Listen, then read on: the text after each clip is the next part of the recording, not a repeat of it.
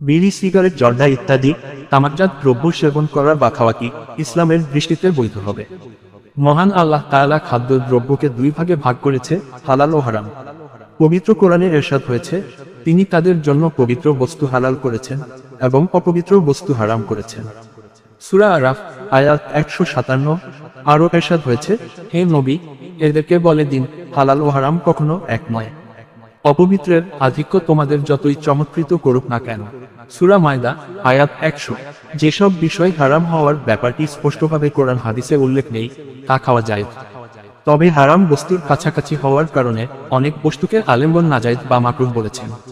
উপমহাদেশের ঐতিহ্যবাহী ধারার আলিঙ্গন জর্দা, সিগারেট বা তামাকজাত দ্রব্য সেবনকে সরাসরি হারাম বলে ফতোয়া দেননি, কারণ এ ব্যাপারে কোরআন হাদিসে সরাসরি নিষেধাজ্ঞা আসেনি। তাই সকল বস্তু মূলত হালাল, যতক্ষণ না হারাম হওয়ার ব্যাপারে কোরআন হাদিসের স্পষ্ট দলিল পাওয়া যায়।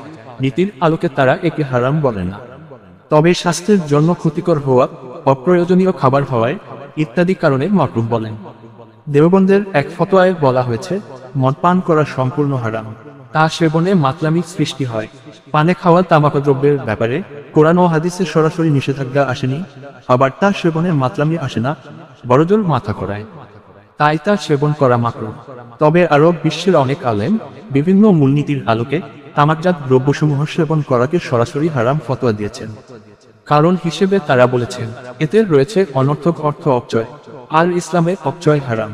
এতে রয়েছে স্বাস্থ্যগত ক্ষতি, যা স্বাস্থ্যের জন্য ক্ষতিকর, ইসলামে তা হারাম। আল্লাহ তাআলা বলেন, তোমরা নিজেদের ধ্বংসের দিকে ঠেলে দিও না। সূরা বাকারা আয়াত 195। বেশি ধূমপান করলে জ্ঞানশূন্যতা আসতে পারে।